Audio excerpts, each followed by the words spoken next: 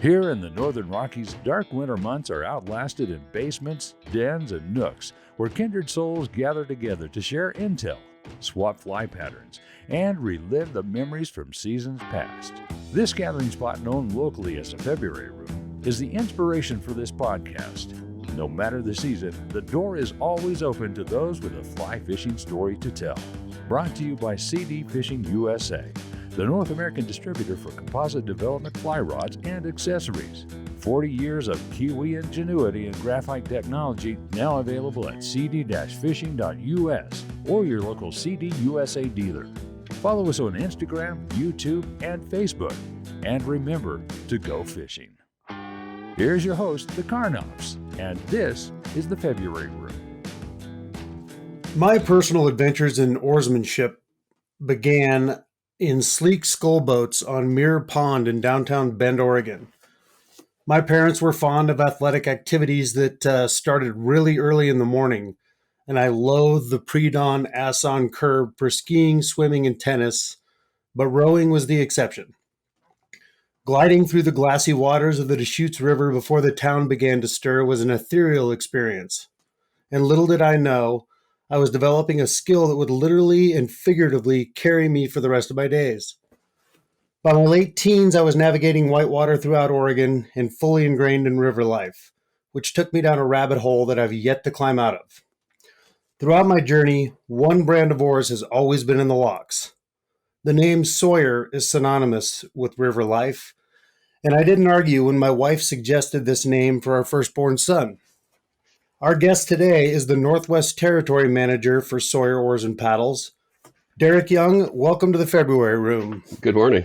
Well, thanks for joining us, man. We like to start things off here with a personal account from one of your watery adventures. Do you have a tale teed up for us? Well, your intro kind of made me flash back just, briefly to the first time that I went on an overnight whitewater trip with my family when I was 12 years old down the San Juan River.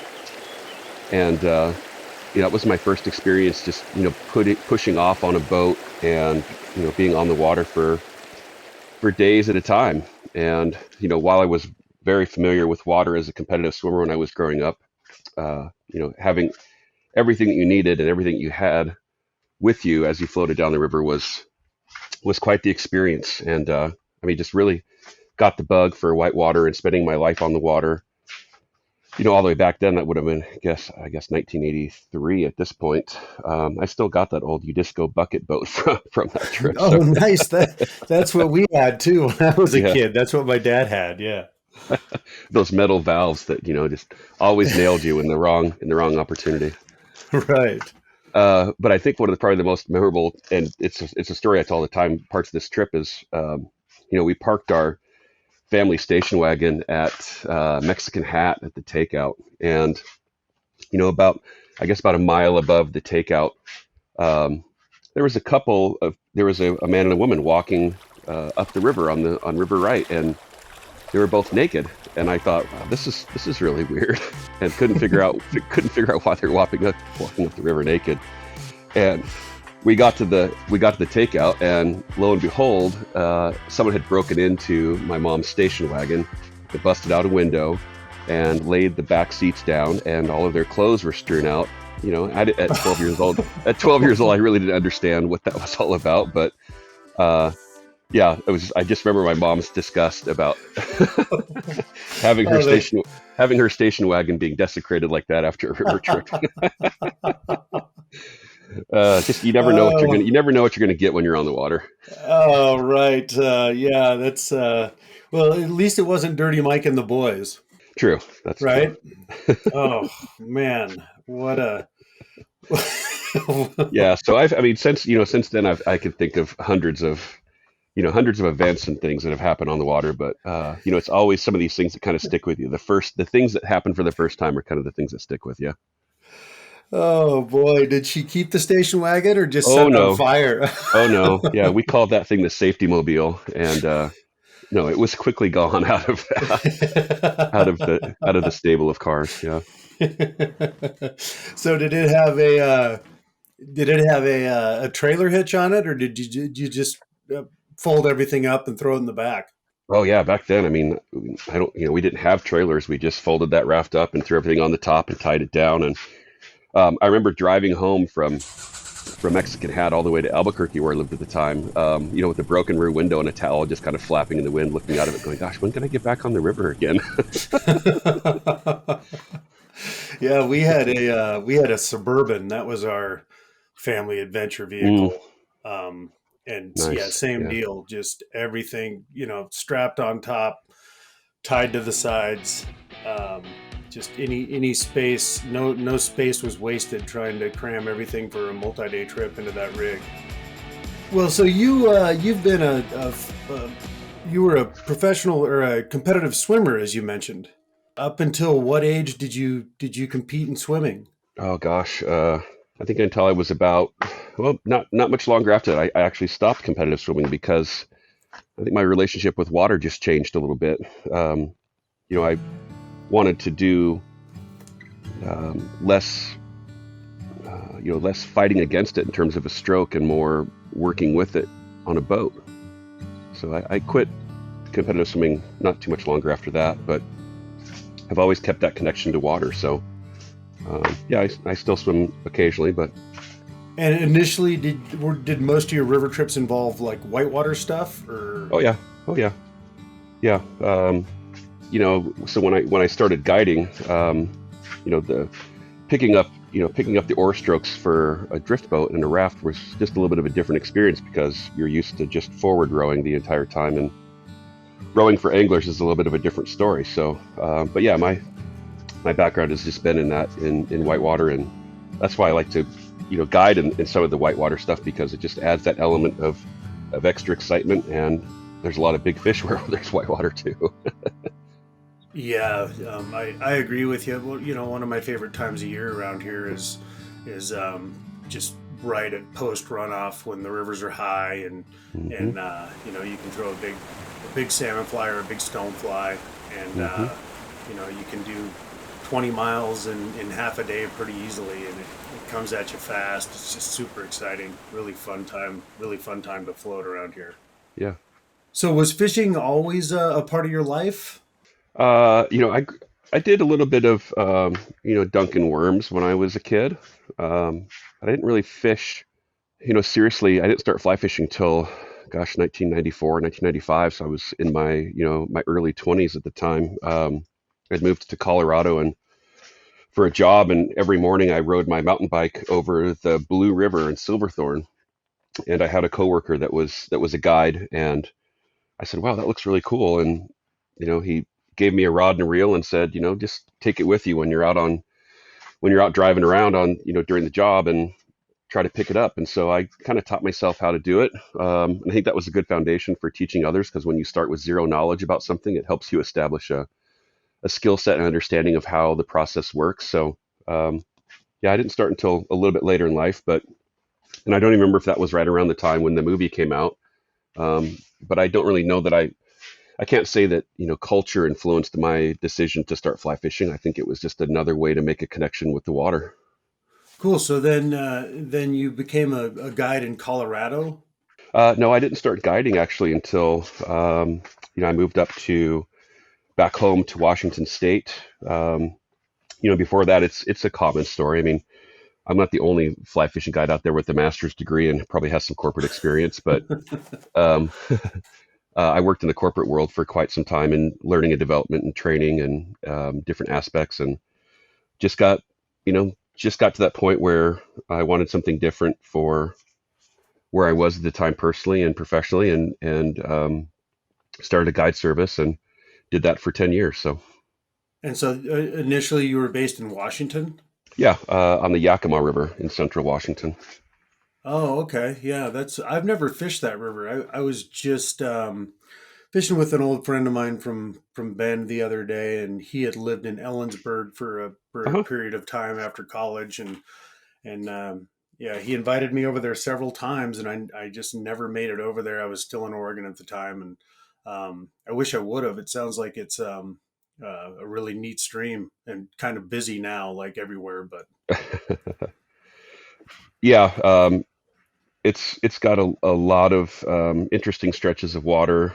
It faces a lot of the issues that every river in the West is facing right now. I mean, overuse and conservation issues with species and demands for irrigation water. And, right now it's kind of one of those anomalies that it's got a lot of cold water because of the good snow season that the area had. But in some years, like within the first couple of years I started guiding, we were dealing with drought and fire and all kinds of issues, and that's actually what kind of sparked my desire to get into conservation work. And I looked around, and there was none of my peers that were guiding that were engaged at all in the conservation issues that were affecting the fishery. So myself, along with a couple other guys, just started doing some brainstorming, and we started a Trout Unlimited chapter focused on the headwaters of the river and protecting West Slope cutthroat. So it's still going. Very cool.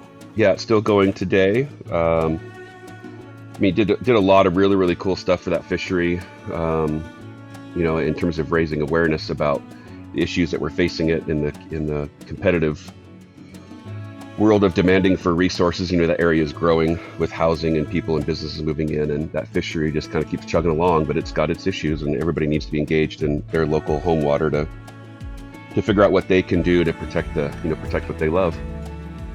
Yeah, no doubt. And at what point did you move to Montana?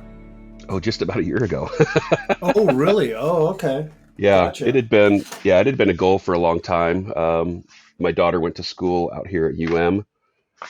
So we just kind of followed her out here. But when the pandemic hit, and I mean, I've always worked remotely with Sawyer. But when the pandemic hit, my wife was able to work remotely. And so we just kind of looked around at what was happening with the housing market and said, let's go. We've talked about doing this for a long time. So let's just go fulfill our dream and move out to Montana. So we're just past a year living here, and loving it.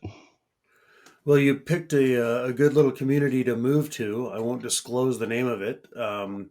But we recently purchased a little cabin up there as well, Mm-hmm. that we've been, renting out with a long-term goal of just keeping it for ourselves eventually, hopefully. But it's really a nice place up there on the lake. Super Yeah. cool. Love Yeah. it. And you also are a ski instructor in the wintertime, right? Yeah. I did it for a season last year at the local hill. And, quite honestly, I thought there were a lot of things from guiding that I could transfer over in terms of teaching people. But it was just a completely different beast on skis.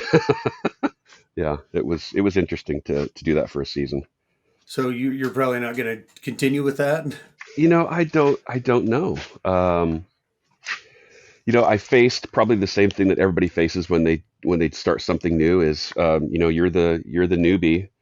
So you get all of the folks that have never ever gone, and you probably get some of the problem children, and just to kind of see how mentally tough you are in the whole scenario. I'm like, I don't know that I really want to do this.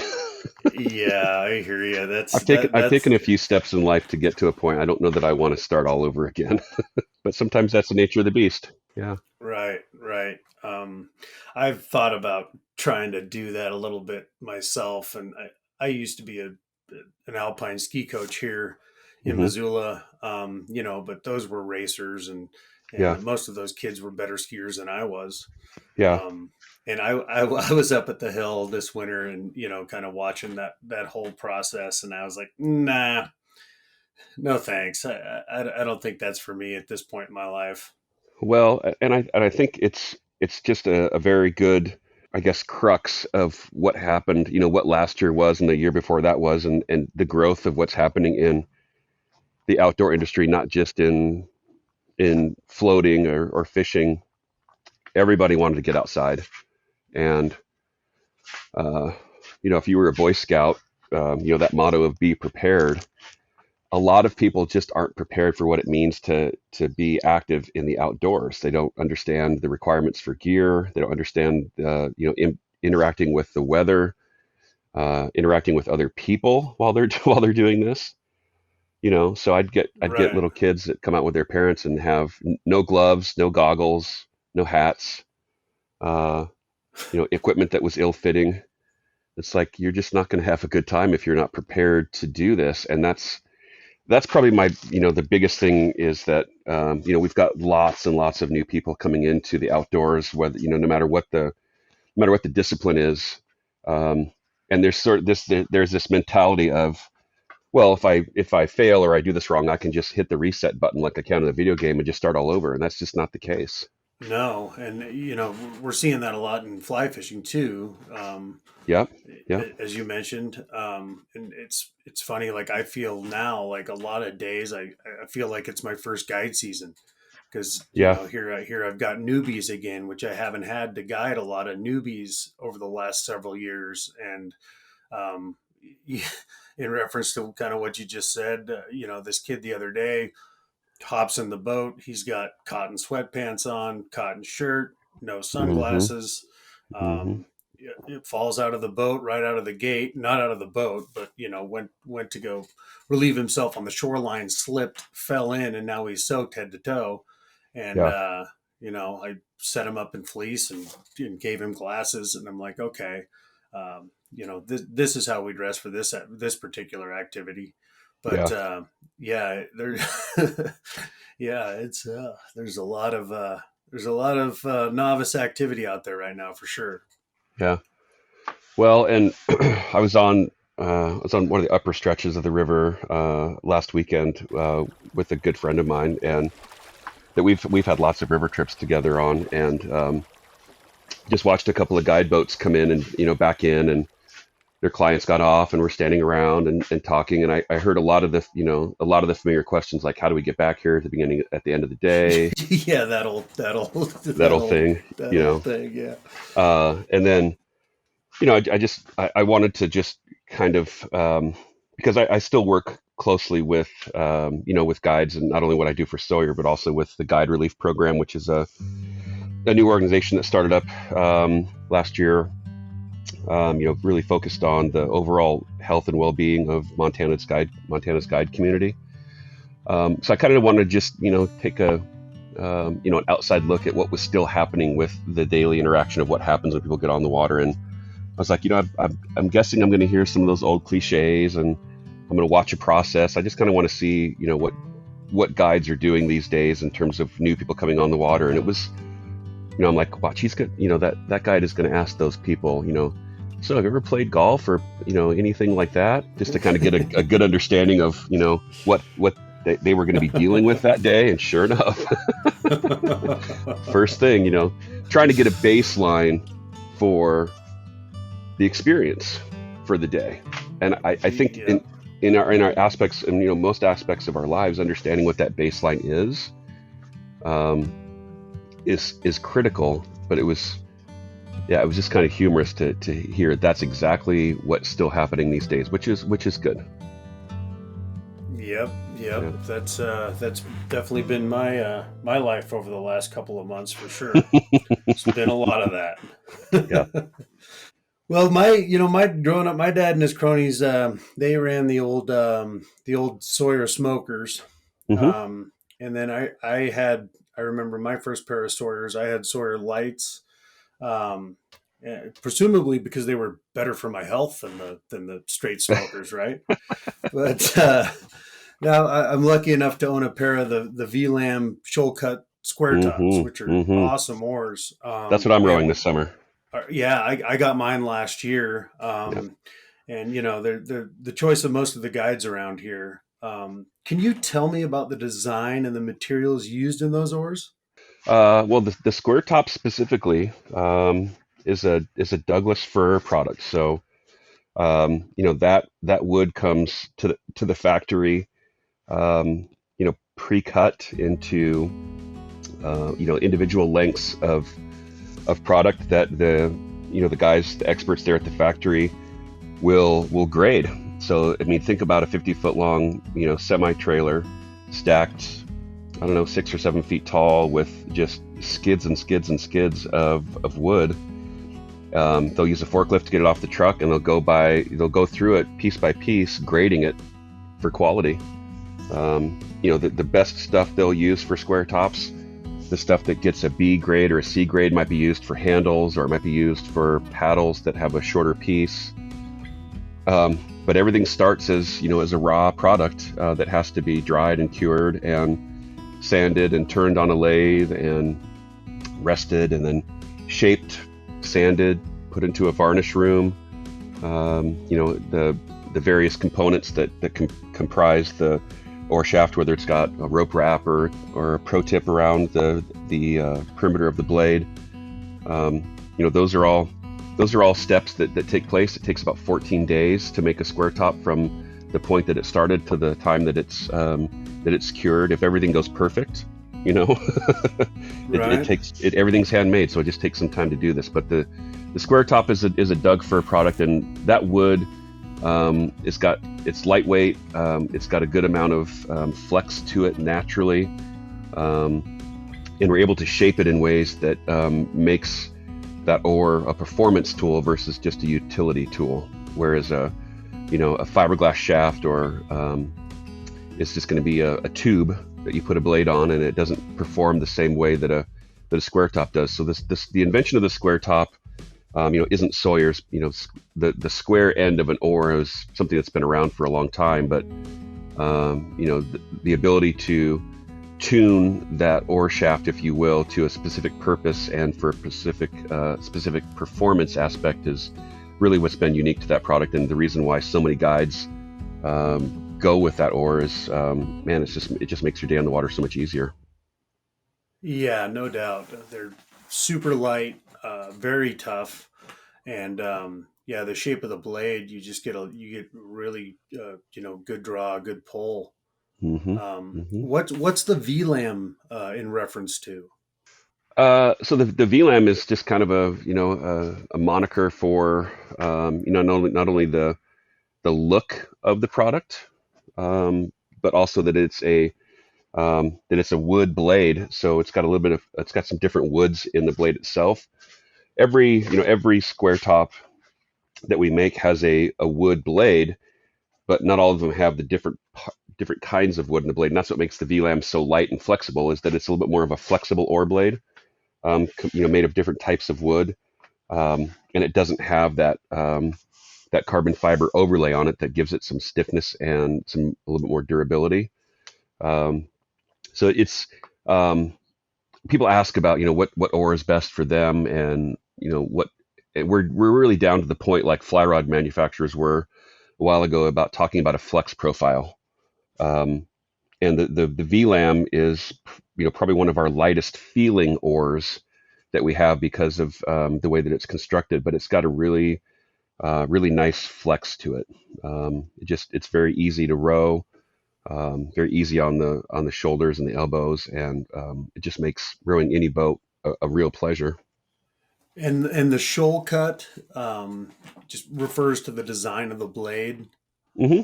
Yeah. So the other analogy I'll use is that a Shoal Cut is more like a spoon in the water versus a knife blade, because the traditional whitewater or paddle shape is sort of that rounded rectangular shape, which is great for whitewater because you're using that for different purposes. Well, when we started using more, oars more for controlling drift boats, and as the evolution of the drift boat has come along, you've got boat builders that are thinking about the types of things that they want to be able to do on them, and they want their owners to do on them, and then they're incorporating that oar type into the equation. So we're really talking about combining, just like a ski boot and a binding and a ski. We now have people that are choosing specific oars based off of a performance profile of a boat and where they're going to use it. So it's just, you can really choose an oar for your boat and the type of water that you're going to float, and you can switch them out when you change places. So, but that Shoal Cut is really designed to be like a spoon at the end of the oar shaft that helps you scoop and push more water in lower water than it does a traditional blade shape. Right, which has been very handy of late. Yeah, I use those oars both for the raft and the drift boat. I used to have two different sets, but I like them so much, and they're so versatile that they're the only ones I'm running right now. And I just love them, man. They're great.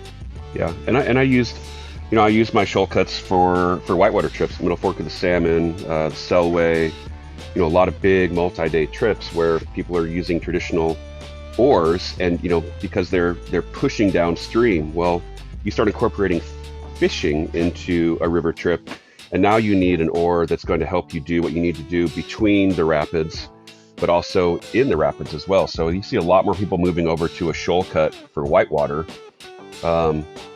because the boat is capable of doing the types of performance that you want the oar to be able to help you do. Right, and they really help you ferry too, which Yep. which we do a lot of when you're going bank to bank guiding around here. Yeah. And now a brief message from our sponsors. Flylab reels provide silky smooth disc drags at a click and pull price. Paired with mid-arbor spool for quick line retrieval, the Flylab family of fishing reels is the best value on the river. With 4 models to choose from, priced from $99 to $249, you won't find these reels anywhere other than the local CD dealer or at cd-fishing.us. And remember to go fishing. And are those still made in Southern Oregon? Yeah, I was just at the factory last week, Talent, Oregon, which is just a real small town on I-5, about 20 miles north of the California border on the north side. Last September, there was a huge wildfire that swept through town, and I remember getting a phone call from Aaron, who is the sales manager for the Southern U.S. and my partner there. He's like, "Hey, just a heads up, Talent's on fire, and we're evacuating the factory, and we'll give you a call when we figure out what's going on." So for a few hours, it's like, oh, I wonder if the factory's even still there. Jeez. And I saw pictures and videos, and there's a video about what happened on our website. And I was just there last week, and I got into town. And I was like, it made me shake my head about how widespread the devastation and how just massive it was. I mean, banks on, a bank and a grocery store on one side of the road burned to the ground, and on the other side of the road, these big houses. And then right next to that big house, there was a coffee stand that burned down. So it was, and then you'd go for miles, and there'd be nothing but trailer parks that just burned to the ground. So it was apocalyptic. Wow, and that was the recent fire? That was September of last year. Oh, okay. Because they had another big fire down in Southern Oregon. I believe it's still burning, but I think it may be that's much farther to the east, southeast of Talent, maybe, or something. Yeah. But I mean, flying into Medford, from the time that I left Glacier International and arrived all the way to Medford, there was nothing but smoke in the air the entire time. Wow, crazy. Have all these fires affected the supply of the wood that you guys use in those oars? I wouldn't say that the fire has affected the supply or where we get product. I think it certainly has added a layer of complexity to the logistics of shipping things, and starting last April of 2020 is really when things started going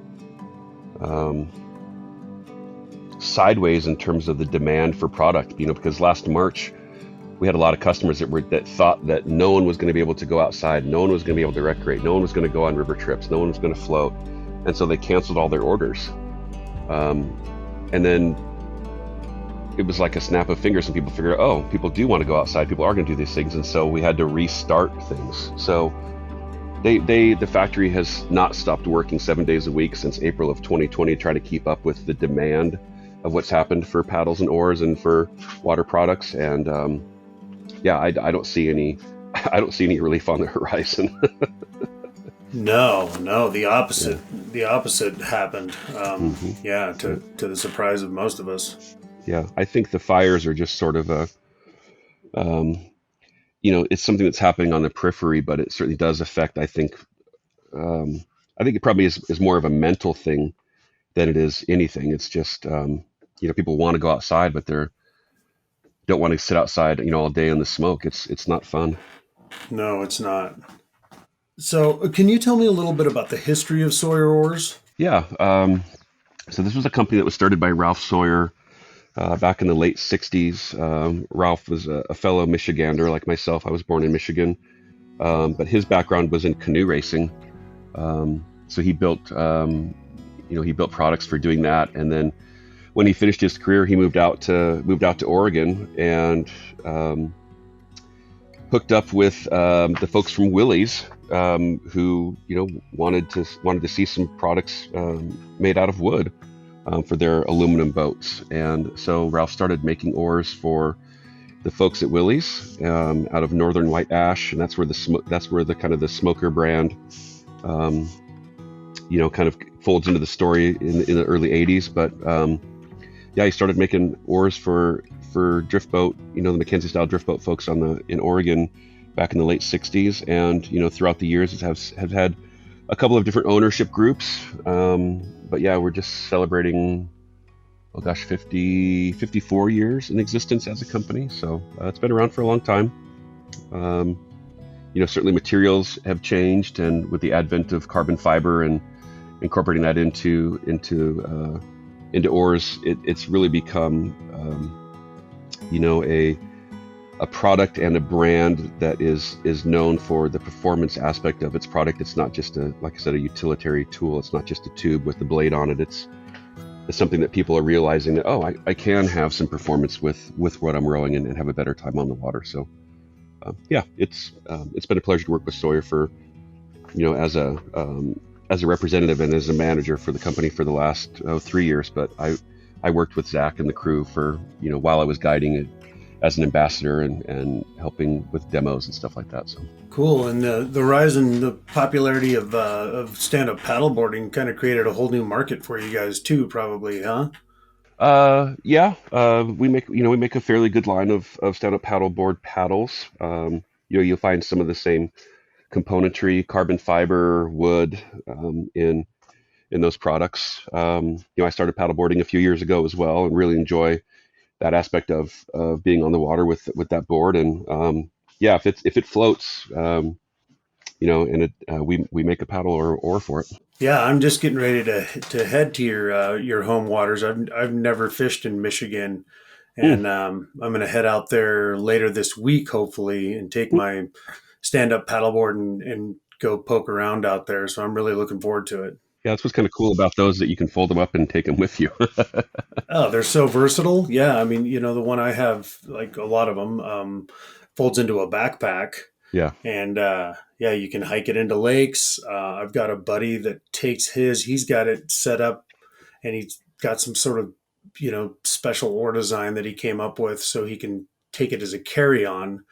And, takes his to Christmas Island in the Bahamas and all over the place. So, yeah, they're very cool. Yeah, that's a very versatile fishing vessel. Yeah, they're fun to have along on river trips as well. We just strap ours to the back of the raft and, ride it through the class 1 stuff and class 2 stuff. And it's great to play on at camp when you get to camp early. And, they're fun. Awesome. So, in addition to your role with Sawyer, can you tell me a little more about the Guide Relief Program? I know very little of that. Yeah. So the Guide Relief Program was started, right when the pandemic hit last year, because so Molly and Kinsley both work in the industry. Kinsley's a guide, and Molly works with Sweetwater Fly Shop over there in Livingston. It was created during the very starting, phases of COVID, and the basis of it is, if you look around at the independent contractors in this state have very little support in terms of what's available to them, whether it's mental health, physical health, insurance, financial aspects of doing their job. They're basically running their own businesses, which as an entrepreneur I've done, but not everybody has that acumen, that's required to really be successful at it. But it was really... That's an understatement. Yeah. It was really kind of designed, there's 1,800 fly fishing guides in the state of Montana. It was really designed to help them navigate some of the resources that were available to them in terms of unemployment insurance and grants and loans, mental health services, that just weren't, those dots weren't being able to be connected by these folks that are out on the water, because it's just not part of what their world was. But now it is. So that one of the very few groups of people that an independent contractor, you don't get unemployment insurance if you can't work because of fires or illness or anything like that. So a big part of it is kind of folding in advocacy work, conservation work, but a big part of it is just sort of that whole aspect of providing a suite of resources for these professionals that do so much for their local communities, but also contribute to the massive economic benefit that fly fishing and guiding provides to this state. So there just wasn't really a safety net for them, now that there is. Very cool. And this was started by these two females, Molly and Kinsley, you said? Mm-hmm. Yep. So Kinsley Guides out of the Missoula area. She goes all over the Northwest. Oh, yeah, I know her. Kinsley Sure, Scott, yeah. It's really a great program. When Molly asked me to get engaged with this program, I was like, I want to stay connected to the guide community. It makes sense, because I work with Sawyer and I have experience guiding. How's this all going to work? And what really is the purpose here? And she asked me to actually be, the chair of this board. I was like, oh, well, okay, let's see what we can do with this. So, it's really a great program. They did so much legwork to get this thing going. There was lots of hurdles to overcome from, both internally and externally. I mean, trying to figure out how to start a support organization during a pandemic was challenging in its own, but also having to navigate the very complex, and I hate to say it, but fly fishing and outfitting in this state can get political. Yeah. and very territorial, and very territorial. No doubt. I feel fortunate in Missoula. There's definitely some of that goes on. But I feel like the guide community around here is fairly unified relative to the other guide communities that I've worked in. Well, and you really, big picture, you really have to be, because you may depend on that person to save your ass in a very complex situation. And I would assume that everyone would do it for a fellow human being, but guides sort of have this, this extra responsibility when they're on the water, that if they see something, they've got to do something. And I can't, on both hands, I can count the number of times I've had to rescue, recreational floaters that were drowning in the river because they just weren't prepared to go into the water, and got to tell the clients, bring your rods in. We got to go rescue that person that's drowning. And they're like, what? Right. Yeah. We gotta go rescue that person that's in the river that's drowning. So hold on. Yeah. I had, you mentioned the Willie boats, and my dad bought a used Willie boat, and I think it was 1981 or 1982. So it was one of the first wide bottom guide model Willies that they had produced. Mm. And I borrowed it for my maiden voyage down the Mackenzie. And this was probably in the early 90s. I'm guessing I was probably 17, 18 years old. Mm-hmm. And, I'd run it with my dad several times. He made it look pretty simple. I'm sure you've probably run that river before. And that rapid in there, Martin's Rapid. So I pulled over to scout that, and, I'm looking at it for the longest time, and I'm reading the guidebook, and I don't see a line in there. And, I finally just decide, all right, I'm going to go for it and do my worst. And there's a big suck hole in there, and it caught my right oar, and it pulled my right oar out of the lock, and I'm going back into the suck hole. And, surely we're going to sink the boat. It's like panic time. And right then, the oar came up out of that back eddy, and I reached over, and it landed in my hand. The grip landed in my hand, and I pulled it in there, put it back in the lock, and spun out of there. and made it through miraculously. What's one of your close calls on the river? I'm sure you've got tons.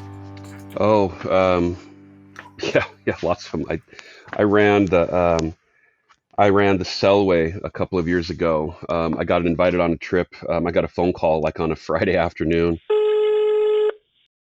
Got a call. Hey, you want to run the Selway? You need to be at the put in next Wednesday. And I'm like, oh crap, I got to find somebody to do this with.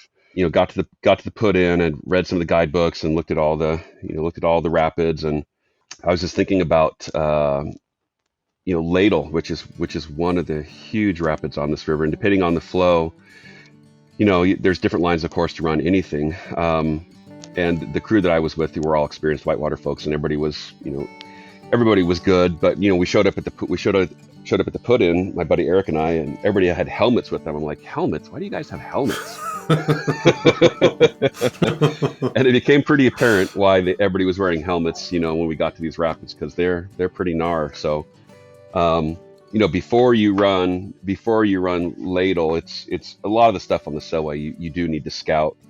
So before you run Ladle, you've got to do like a 2.5 mile scout, walk down to the rapid and see what's going on. And so there was a couple of groups in front of us, and a couple of people chose the same line. A couple of people chose the chicken route, which is stay right, and a couple of folks flipped their boats going into it. I was like, oh crap, this. But they took some weird lines, so we chose a line that started kind of river right and then went right towards the gut of it, ferried left as far as we could, and just really kind of played pinball through this thing. It turned out to be a really fun line, but the risk and the consequence was there. There's all kinds of videos about Ladle on the Selway, if you Google it, and it's a hairy one, and got through that one just fine, and then thought, okay, we can do this. And then, a couple of rapids later, popped an oar lock, lost an oar in the next one, and right in the middle of a class 4, and had to, pull an oar lock out of my dry box, within, 15 seconds of time. It felt like mid action. Yeah. It felt like 3 seconds, but it actually about 15 seconds, but, reach up, grab a spare oar lock out of the dry box, stick it in the frame, put the split ring on it, get the spare off the side of the boat, and then go through another class 4. And it's just like, holy cow. These things come at you pretty fast. But yeah, and that's not something that you would generally practice.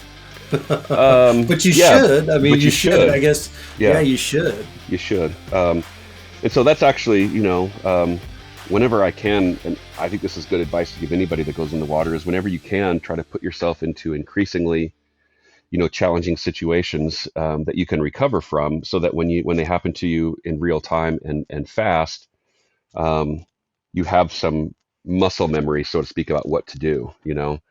Which side of the boat do I go on? Do I high side? Do I low side? Do I grab the oar? Do I jump out of the boat? Those kinds of things. Yeah, that's I took a swift water rescue course many years ago, and I'm gonna refresh myself on that here this next year. But yeah, little things like that. Just taking the time to practice getting your spare oar off the side of the boat and drop it in the locks, that can save your life. A lot of us get too complacent out there. And that goes with a lot of things. I mean, we live in bear country, and where we're at, there's really nothing else around us. So if we gotta be mindful of how we store our food, where we walk at night, how much noise we make. Right. It's all around us. You can't just take a casual stroll at night up here without having bear spray and sometimes a sidearm. Right. Yeah. Well, Derek, what's the best way for people to learn more about Sawyer Oars? So paddlesandoars.com is the product website. I get a lot of phone calls about, how much does this oar weigh? How do I put these things together? What's the best oar for me? And paddlesandoars.com is really a great resource. Most of what you'll find is, product descriptions. length, materials they're made of, best application, sort of a description for them. But really, if you dig a little bit deeper, we've tried to do a really good job of giving people not just the information, but the application and how you might use them or work with them. So, for example, if you need to, rewrap your oars with rope, we've got a video on how to do that.